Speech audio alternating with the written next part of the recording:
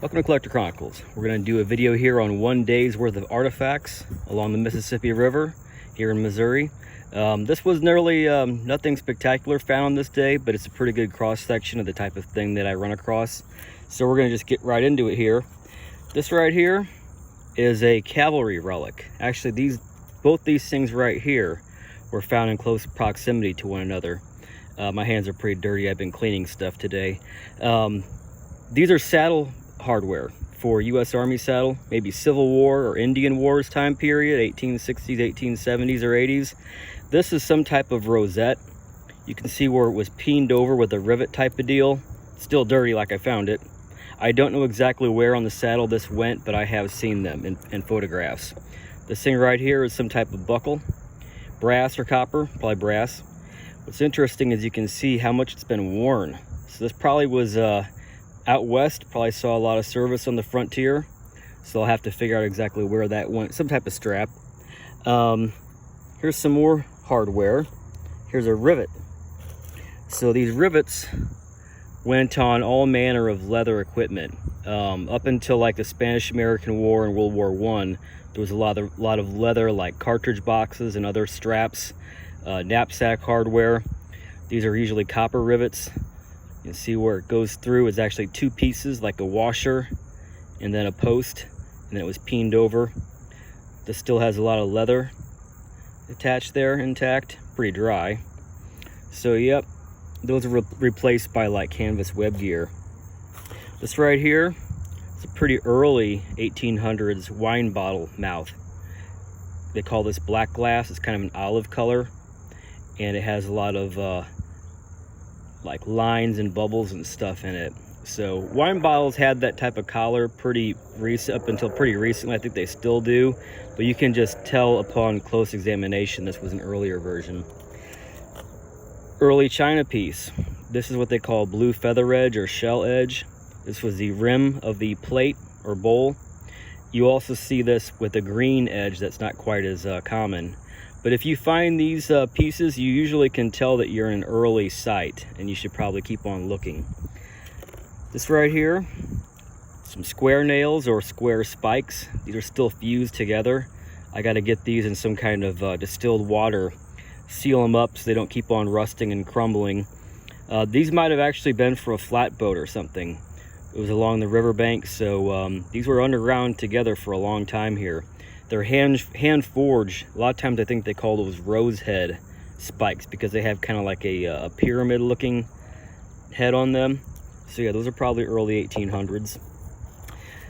Here's a trade bead.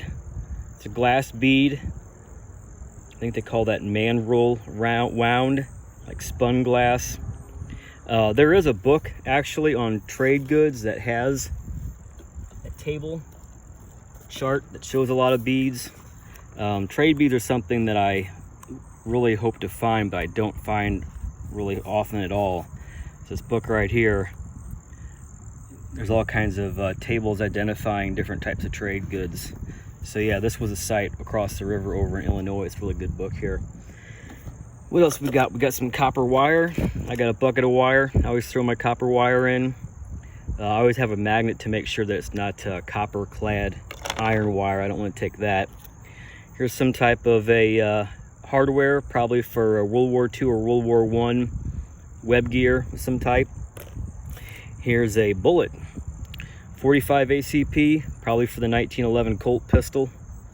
And this is just a copper jacket. There should be lead inside of there, but it melted out somehow. Maybe it was exposed to like a bonfire or something. Here's a example that has the lead still in it. So this would have probably been from World War I. Most of the ammunition you find pieces of are World War I in that area. This is what the actual cartridge looked like, dated 1940. FA for Frankfurt Arsenal. My grandpa brought these back from World War II. He was in the Army up in Alaska. And I'm going to have a whole YouTube series on stuff that he brought back. So, yep, for comparison. These also went in the Tommy gun and the grease gun. So, yep, other ammunition. Among those saddle hardware, I found this thing right here. Pretty badly corroded and crumbled. It looks like this piece broke and kind of spun around. But this, judging by the diameter and the rim, and also the fact that it was with these 1800s cavalry saddle pieces, I think this is a 45-70 for the trapdoor Springfield rifle. That was used after the Civil War, like the Indian Wars era, and it fired a 45 caliber bullet, and it had a copper jacket with internal primer. So yeah, you find a lot of broken pieces of cartridge casings. This was probably a World War I Springfield bolt-action rifle cartridge casing. You can see the primer was dented there. And this would have been what they had in World War I. So here's an intact one from World War I. See the head stamp, 18, United States Cartridge Company, 1918. That's the year the war ended. This one's live. Probably one reason you find so many that have crumbled is little barge action. Barges running aground tend to smash everything, but this powder was pretty corrosive. This was all covered in caked corrosion, and I cleaned it with vinegar last night, and you can see the little pinholes where the powder is corroding through. A lot of times the neck on these is cracked too. So yeah, you really don't find that many intact cartridges there anymore, much less even whole casings. You find just a lot of these, and I saved them because I might eventually use them for some type of display after I clean them, see what the head stamps are. Another cartridge casing. This right here has a rim. You can see the difference. That rim right there, that was probably for a 30-40 Krag Jorgensen rifle, which was in the Spanish-American War, 1898. That's what came before this one right here. And here's one that is a intact example, not dug up. It doesn't have a primer in it. It's like a dummy cartridge. And that's Winchester Repeating Arms Company, 30 Army. So again, that's 30-40 Krag is what they call that. You can see that it has the beginning of the shoulder right there. It was never fired. You can see the primer isn't dented. And here's a bullet for one. You have a pretty distinctive looking, really long bullet with a copper jacket and a lead core. I find a lot of these. I think they had a target range down there. What else we got here? Got a World War I button. Got the Great Seal Eagle. You can see where it was blackened. Has some remains of the blackening. The loop or shank is broken off. That would have been for the World War I U.S. Army uniform. For the epaulet or for the pockets, they had a smaller button like that came in 3 sizes. This is some type of a hook for a Spanish-American War knapsack. I think Civil War knapsacks had a similar hook, and it had a triangle-shaped thing that it hooked onto. I have found a few of those triangle-shaped pieces. This thing here, I thought it was the top of an inkwell, but it's actually some kind of electrical plug, so that's pretty much trash. This right here, this is a pretty good button. This is a Mexican War, Seminole War period, pre-Civil War, 1830s or 40s into the 1850s. These were cast pewter for the trousers. They came in a smaller size as well. And a lot of times this pewter is crumbling. So this one, the integrity of the metal is perfect. So that's definitely a keeper. They did have a lot of pewter buttons that had insignia designs on them, and I'm always excited to find those, but this is still pretty cool. I actually have a picture of one. This book right here, Mexican-American War. They have in the Smithsonian, I believe, yeah. Usually the uniforms were like a sky blue, but these were gray for this particular branch. And you can see, these are original trousers. You can see the buttons right there. So that would have been the side that was exposed would have been this side right here, and then the side with the mold seam, that would have been down. So anyway, what else we got here? This thing, some type of really fancy lead, probably for some type of dollhouse furniture maybe. I have found another piece of this where it was one thing that was broken. So you find a lot of lead toy pieces. Got some fossils. This might have been a fossil that was turned into a bead by the Indians, like drilled. I don't know. You find a lot of these. I don't know what they are. we would have called this a seashell fossil when I was a little kid, but this I think is called a brachiopod. You find a whole bunch of those. I have a fossil box. I threw them all in. This is horned coral. I got a video of me finding this on TikTok and Instagram. So you find a lot of these in the area. Another horned coral piece. This is a segment.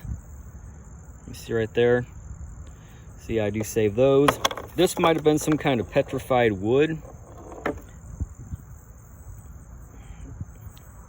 Yep. Maybe it's not, but it kind of looks like petrified wood. And I do have a whole thing of, oh yeah, this one was found that same day. I threw it in here already. That's definitely petrified wood. It's got a really pretty caramel look to it. I got a whole container of petrified wood. Some of it actually looks like driftwood that you find down there to this day, like tree bark looking stuff. But this is all rocks. These are all petrified. All right, what else we got here? I think that's about everything. Oh yeah, friction primer, Civil War. This is probably the best find of the day. These were put into the cannon where the wick would have went. In like cartoons where you see a cannon fuse, they had this. They put this in there and then they pulled on this cord or this loop, and then it made a spark shoot down into the cannon. I'm gonna do a whole video on these right here. So last thing, you know, this thing, typical brass. It kind of looks like an oil lamp wick thing to advance the wick on an oil lamp, but I don't think that's what it is. It's something else. Maybe for a writing utensil, like a mechanical pencil or something. This right here, the area is mainly limestone bedrock with a lot of limestone rubble. So granite rocks aren't that common down there. I think this might actually be an Indian artifact of some type, like a granite hammerstone, which is similar to like a hatchet. I have found another one that was obviously used as some type of a hammer, a different material. But you can see they do have a very similar look and even a similar type of cross section right there where it's slightly indented. So a lot of times that slight indentation is where it would have been hafted. It would have went like that, and then they would have wrapped it with some type of sinew or something to hold it together. So yep, I think that might be what that is. I'll have to post in one of the Facebook groups. That's not what it is, that's just a rock. All right, I think that's about everything. So anyway, check me out on TikTok and Instagram. I got links both on my homepage. See you in the next video.